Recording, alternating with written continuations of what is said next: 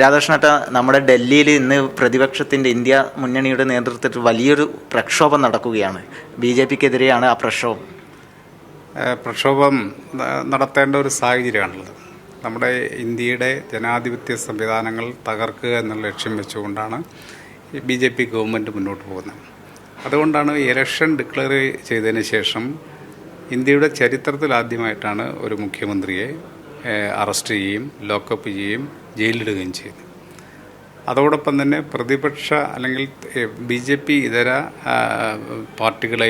Party നേതാക്കളെയും തങ്ങൾക്ക് ഇഷ്ടമില്ലാത്ത ആളുകളെയും ഏത് വിധേനയും കൈകാര്യം ചെയ്യും എന്നുള്ള സന്ദേശവും കൊടുക്കുകയാണ്. അപ്പോൾ നമ്മുടെ ജനാധിപത്യ സംവിധാനങ്ങളെ തകർക്കുകയാണ്. അതോടൊപ്പം തന്നെയാണ് നമ്മുടെ മതനിരപേക്ഷതയും തകർക്കുകയാണ്. ഫെഡറൽ സംവിധാനം തകർക്കുകയാണ്. ആത്യന്തികമായിട്ട് നമ്മുടെ ഭരണഘടനയും തകർക്കുക എന്ന ലക്ഷ്യം വെച്ചുകൊണ്ടാണ് BJP വീണ്ടും അധികാരത്തിൽ വന്നു കഴിഞ്ഞാൽ അത് കൂടുതൽ മുന്നോട്ട് കൊണ്ടുപോകും എന്നുള്ളതാണ് ഈ കാര്യങ്ങളിലൂടെ തെളിയിക്കുന്നത്. എന്തും ചെയ്യാൻ ഞങ്ങൾ മടിക്കില്ല എന്നുള്ള സന്ദേശം സാധാരണ ജനങ്ങൾക്ക് BJP ഗവൺമെൻറ് കൊടുക്കുകയാണ്. ഒരു മുഖ്യമന്ത്രിയെ പിടിച്ച് ലോക്കപ്പ് ചെയ്യുകയും ജയിലിലടക്കുകയും ചെയ്യുന്നു. അതോടൊപ്പം തന്നെ നമ്മൾ പാലക്കാട് കണ്ടത് എന്താണ്? ഇന്ത്യൻ പ്രധാനമന്ത്രി വന്ന സമയത്ത് തെരഞ്ഞെടുപ്പുമായി ബന്ധപ്പെട്ട റോഡ് ഷോയ്ക്ക് വന്നു കഴിഞ്ഞപ്പോൾ അവിടെയും കാണിച്ചത് ഞങ്ങൾ മതേതരത്വത്തെ ഒന്നും അംഗീകരിക്കുന്നില്ല എന്നാണ്. അതുകൊണ്ടാണ് പാലക്കാട് സ്ഥാനാർത്ഥിയും പൊന്നാനി സ്ഥാനാർത്ഥിയും തന്നോടൊപ്പം കയറ്റുകയും മലപ്പുറത്തെ സ്ഥാനാർത്ഥിയെ താൻ സഞ്ചരിക്കുന്ന വാഹനത്തിൽ കയറാൻ സ്ഥലമില്ല എന്ന് പറഞ്ഞ് മാറ്റി നിർത്തുകയത്. അത് മാറ്റി നിർത്തപ്പെട്ട ആ സ്ഥാനാർത്ഥി ആരാണെന്ന് എല്ലാവർക്കും അറിയാം. അപ്പോൾ മതേതരത്വം എന്നുള്ള വാക്ക് ഉച്ചരിക്കാൻ കഴിയാത്ത അവസ്ഥയിലേക്ക് ഞങ്ങൾ രാജ്യത്തെ കൊണ്ടുപോകും എന്ന് പറഞ്ഞത് അത് അന്വർത്ഥമാക്കുന്ന രീതിയിലാണ് ഇവിടെ നമ്മൾ പാലക്കാട് ജില്ലയിൽ നമ്മൾ കണ്ടത്. അപ്പോൾ എല്ലാ ജനാധിപത്യ സംവിധാനങ്ങളെയും ഇല്ലാതാക്കാനും മനുഷ്യൻ്റെ സ്വാതന്ത്ര്യം ഇല്ലാതാക്കാൻ വേണ്ടിയുള്ള വലിയ ശ്രമമാണ് BJP ഗവൺമെൻറ്. അതുമാത്രമല്ല, പൗരത്വം ഓരോ മനുഷ്യനും ഓരോ രാജ്യത്ത് ജനിച്ച് വീണ് കഴിഞ്ഞാൽ അവർക്ക് ആ പൗരത്വം കൊടുക്കാൻ കഴിയണം. നമ്മളൊക്കെ ജനിക്കുന്നത് എവിടെയാണെന്നുള്ളതാണല്ലോ പ്രശ്നം. ജനിച്ചു കഴിഞ്ഞാൽ ആ ജനിച്ച സ്ഥലത്തെ പൗരത്വമാണല്ലോ കിട്ടേണ്ടത്. അവിടെ ജാതി, മതം, പിന്നെ ലിംഗം, അതുപോലെ തന്നെ പ്രദേശം, ഇതൊക്കെ നോക്കിയിട്ട് പൗരത്വം നിശ്ചയിക്കാൻ തുടങ്ങിക്കഴിഞ്ഞാൽ എവിടെ ചെന്നെത്തും? പൗരത്വം നിശ്ചയിക്കാനുള്ള ഔദ്യോഗികമായിട്ടുള്ളതല്ല, പൂജാരികൾക്ക് പൗരത്വം നിശ്ചയിക്കാനുള്ള അധികാരം കൊടുക്കുക എന്ന് പറഞ്ഞാൽ അതെവിടം വരെ എത്തി എന്നുള്ളതാണ്. തനി കാടത്തത്തിലേക്ക് നമ്മുടെ രാജ്യത്തെ കൊണ്ടുപോകാൻ വേണ്ടിയുള്ള വലിയ ശ്രമമാണ് നടത്തുന്നത്. പരാജയ ഭീതിയാണോ ED ഉപയോഗിച്ച് പ്രതിപക്ഷത്തെ വേട്ടയാടുന്നത്? അതായത് പല രീതികളും നോക്കുന്നു. ജനങ്ങളെ കയ്യിലെടുക്കാൻ വേണ്ടി കള്ളപ്രചാര വേലകളാണ് കൂടുതൽ നടത്തുന്നത്. എന്നാൽ യഥാർത്ഥ അവസ്ഥ എന്താണെന്ന് ഇപ്പോൾ വ്യത്യസ്തങ്ങളായിട്ടുള്ള ഇൻ്റർനാഷണൽ സർവേ റിപ്പോർട്ടുകൾ, നാഷണൽ റിപ്പോർട്ടുകളെല്ലാം വരുന്നത് നമ്മുടെ രാജ്യം അത്ര ഫ്ലറിഷാണെന്ന് പറയുന്ന രീതിയിലല്ല, അത്ര സമ്പന്നമാണ് എന്നുള്ള രീതിയിലല്ല.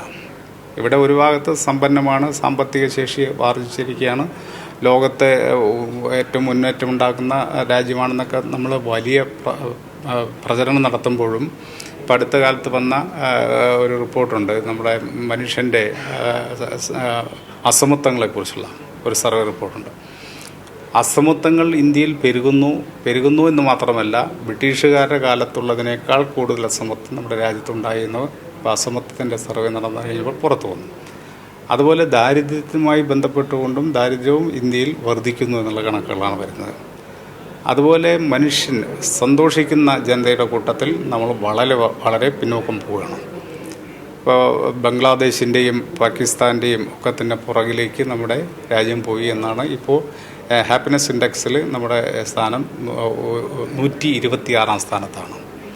സന്തോഷം കുറഞ്ഞ ഒരു ജനത ഒരു രാജ്യത്തുണ്ടാകുക എന്ന് പറഞ്ഞാൽ അവർക്ക് പല രീതിയിലാണ്. ഒന്ന്, ഭക്ഷണം കിട്ടാതെ, അല്ലെങ്കിൽ അടിസ്ഥാന സൗകര്യങ്ങൾ കിട്ടാതെ, അല്ലെങ്കിൽ അവർക്ക് സമാധാനപരമായി ജീവിക്കാൻ പറ്റാത്ത അവസ്ഥ. എങ്ങനെയാണ് നമ്മുടെ സമൂഹത്തിൽ സമാധാന അന്തരീക്ഷം തകർക്കുക എന്നുള്ളത് കൃത്യമായിട്ട് അജണ്ട വെച്ചുകൊണ്ട് നടപ്പിലാക്കുകയാണ്. അതാണിപ്പോൾ നമ്മൾ മണിപ്പൂരിൽ കാണുന്നത്. കഴിഞ്ഞ 2023 സെപ്റ്റംബർ 3 തുടങ്ങിയ കലാപം ഇതുവരെ അവസാനിച്ചില്ല. 300-ലധികം ജീവൻ അവിടെ ബലിയർപ്പിക്കപ്പെട്ടു. ഇപ്പോഴും അവിടെ സംഘർഷം നിലനിൽക്കുകയാണ്. ആ സംഘർഷം ലഘൂകരിക്കാനോ ഇടപെടാനോ കേന്ദ്ര ഗവൺമെൻറ് ഫലപ്രദമായിട്ട് തയ്യാറാകാത്തതുമാണ് ആ കലാപം അങ്ങനെ നീണ്ടുപോകാൻ കാരണം. അവിടെ സമാധാനം ഉണ്ടാവില്ല. സാമ്പത്തിക ശേഷി ഉണ്ടായതുകൊണ്ട് മാത്രമല്ല, സന്തോഷം ഉണ്ടാകണമെങ്കിൽ സമാധാനം വേണം. സമാധാനം ഉണ്ടാകണമെങ്കിൽ മനുഷ്യൻ്റെ ജീവിത നിലവാരം മെച്ചപ്പെടണം. ഭക്ഷണം കഴിക്കാതെ കിടക്കുന്നവന് സന്തോഷിക്കാൻ കഴിയില്ല, അടിസ്ഥാന സൗകര്യമില്ലാത്തവന് സന്തോഷിക്കാൻ കഴിയില്ല. അപ്പോൾ ആ സന്തോഷമില്ലാത്തവരുടെ രാജ്യമായി നമ്മുടെ രാജ്യം വളരുകയാണ്. അസമത്വങ്ങൾ പെരുകുകയാണ്. സമ്പത്ത് ഒരു ചെറു ന്യൂനപക്ഷം വാരിക്കൂട്ടിയും മഹാഭൂരിപക്ഷവും വളരെ പാപ്പരാകുന്ന സ്ഥിതിയിലേക്കും രാജ്യം പോവുകയാണ്. അപ്പോൾ ഇതെല്ലാം നമ്മുടെ രാജ്യത്ത് പ്രധാനമായിട്ടും ചർച്ച ചെയ്യപ്പെടുകയും കർഷകർ വലിയ പോരാട്ടത്തിലാണ്, കർഷകർക്ക് നീതി ലഭിക്കുന്നില്ല. അങ്ങനെ എല്ലാ വിഭാഗവും വിദ്യാഭ്യാസ രംഗം അല്ലെങ്കിൽ തൊഴിൽ രംഗം ഒക്കെ എടുത്ത് പരിശോധിക്കുമ്പോൾ വളരെ പുറകോട്ടാണ് നമ്മുടെ രാജ്യത്തിൻ്റെ സഞ്ചാരം. മുന്നോട്ടാണെന്ന് പറയുമ്പോഴും എല്ലാ അർത്ഥത്തിലും പുറകോട്ട് പോകുന്ന ഒരു രാജ്യമായി ഇന്ത്യ മാറുകയാണ്. കൊട്ടിഘോഷിക്കുന്ന പ്രചാരവേലകൾ മാത്രമാണ്. അതിന് വർഗീയത നിറം കൊടുത്തുകൊണ്ടാണ് കൊട്ടിഘോഷം നടത്തുന്നത്. അല്ലെങ്കിൽ അടിസ്ഥാന പ്രശ്നങ്ങൾ പറഞ്ഞുകൊണ്ട് അതിന് പരിഹാരം കണ്ടു എന്ന് പറഞ്ഞുകൊണ്ടാണ് പോകുന്നതെങ്കിൽ അത് നമുക്ക് അംഗീകരിക്കാം. പക്ഷേ ഇവിടെയെല്ലാം വിഭജിക്കുക എന്നുള്ള തന്ത്രമാണ് ഉപയോഗിക്കുന്നത്. ജാതി, മതം, അങ്ങനെ പല രീതിയിലും വിഭജിച്ച് മനുഷ്യനെ ഓരോ വാട്ടർടൈറ്റ് കമ്പാർട്ട്മെൻറ്റിലേക്ക് എത്തിക്കുക, എന്നിട്ട് തങ്ങളുടെ രാഷ്ട്രീയ ലാഭം ഉണ്ടാക്കുക എന്നുള്ളതാണ് ഇപ്പോൾ നമ്മുടെ രാജ്യത്ത് സംഭവിക്കുന്നത്. അപ്പോൾ അതിനെതിരായിട്ടുള്ള വലിയ ചെറുത്തുനിൽപ്പായിട്ട് നമ്മുടെ തെരഞ്ഞെടുപ്പിനെ മാറ്റണം. ഇവിടെ ചെറുത്തുനിൽപ്പ് എന്ന് പറഞ്ഞു കഴിഞ്ഞാൽ നമ്മുടെ രാഷ്ട്രീയത്തിൽ, തെരഞ്ഞെടുപ്പ് രാഷ്ട്രീയത്തിൽ എല്ലാ സ്ഥലത്തും ഒരുപോലെയാണെന്ന് പറയാൻ കഴിയില്ല. പല സ്ഥലത്തും മസിൽ പവറും മണി പവറും ഒക്കെ ഉപയോഗിച്ചുകൊണ്ട് തന്നെയാണ് ഈ ജനാധിപത്യത്തെ അട്ടിമറിക്കുന്നത്. അതിനുള്ള സാധ്യതയുണ്ട്. അപ്പം അങ്ങനെയൊക്കെയുള്ള കാര്യങ്ങളെല്ലാം ചെയ്തു നോക്കിയിട്ടും തങ്ങൾക്ക് അനുകൂലമായിട്ടുള്ള സാഹചര്യം ഇല്ല എന്ന് മനസ്സിലാക്കിയിട്ടാണ് ഇനി എന്തെങ്കിലും കുതന്ത്രങ്ങൾ നെയ്യാൻ കഴിയുമോ എന്നുള്ള പരീക്ഷണമായിട്ട് BJP ഗവൺമെൻറ്. അപ്പോൾ പ്രതിപക്ഷ അല്ലെങ്കിൽ തങ്ങൾക്കെതിരായി നിൽക്കുന്ന എല്ലാ ആളുകളെയും ഒരു തരത്തിൽ മറ്റൊരു തരത്തിൽ ഭീഷണിപ്പെടുത്തുക, ജയിലിലടയ്ക്കുക, അല്ലെങ്കിൽ കള്ളക്കേസിൽ പെടുക, അല്ലെങ്കിൽ കേന്ദ്ര അന്വേഷണ ഏജൻസികൾ ചുറ്റും നിൽക്കുക. അങ്ങനെ ആകുമ്പോൾ അവരെ പോരാട്ട വീര്യം എല്ലാം കുറച്ചു കൊണ്ടുവരാൻ കഴിയും എന്നുള്ള പ്രതീക്ഷയിലാണ് BJP ഗവൺമെൻറ് ഇതെല്ലാം ചെയ്തത്. പക്ഷേ അതിനെ അതിജീവിക്കും മനുഷ്യനങ്ങനെയാണ്. ഏത് അടിച്ചമർത്തലും അതിനെ അതിജീവിക്കാൻ വേണ്ടിയുള്ള വലിയ പോരാട്ടം നമ്മുടെ സമൂഹത്തിൽ ഉയർന്നു. കുറച്ചു കാലമൊക്കെ അടിച്ചമർത്തലിനെ നേരിടും. ഹിറ്റ്ലർക്ക് സംഭവിച്ചെന്താണ്, മുസോളിനിക്ക് സംഭവിച്ചെന്താണ്, അവരെല്ലാം ഒരു കാലത്തും കീഴടങ്ങാതെ ഇങ്ങനെ മനുഷ്യനെ കീഴടക്കി പോകാമെന്നാണ് വിചാരിച്ചത്. പക്ഷേ മനുഷ്യൻ്റെ ഇച്ഛാശക്തി മുമ്പിൽ കീഴടങ്ങാത്ത ഒരു ഭരണകൂടവും ലോകത്തെവിടെയും ഉണ്ടായിട്ടില്ല. ഇവിടെയും അത് തന്നെ സംഭവിക്കും എന്നുള്ളതാണ് അവരെ പേടിപ്പെടുത്തുന്ന കാര്യം, ഭീതിപ്പെടുത്തുന്ന കാര്യം. കാരണം കേന്ദ്ര ഗവൺമെൻറ് വിവിധ അന്വേഷണ ഏജൻസികളുടെ റിപ്പോർട്ടുകൾ കിട്ടുന്നത്, ആ റിപ്പോർട്ടുകൾ പൂർണ്ണമായിട്ടും അവർക്ക് അനുകൂലമല്ല എന്നുള്ളത് തിരിച്ചറിഞ്ഞുകൊണ്ട് തന്നെയാണ് ഇത്തരം പ്രവണതയിലേക്ക് അവർ പോകുന്നത്. അതിന് എതിരായിട്ട് യോജിച്ചു നിന്നുള്ള പോരാട്ടം. അവിടെ ഇടതുപക്ഷം മാത്രമല്ല, ജനാധിപത്യം, മതനിരപേക്ഷ ശക്തികളെല്ലാം ചേരണം.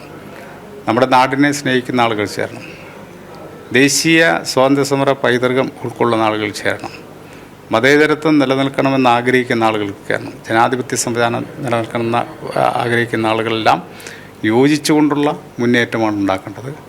ആ യോജിച്ച മുന്നേറ്റത്തിന് ഏറ്റവും പ്രധാനപ്പെട്ട പങ്ക് വഹിക്കേണ്ട കോൺഗ്രസ് പാർട്ടി ആ പങ്ക് ശരിയായ രീതിയിൽ വഹിക്കുന്നുണ്ടോ എന്നുള്ളത് അവർ ആത്മപരിശോധനയും നടത്തേണ്ടതാണ്.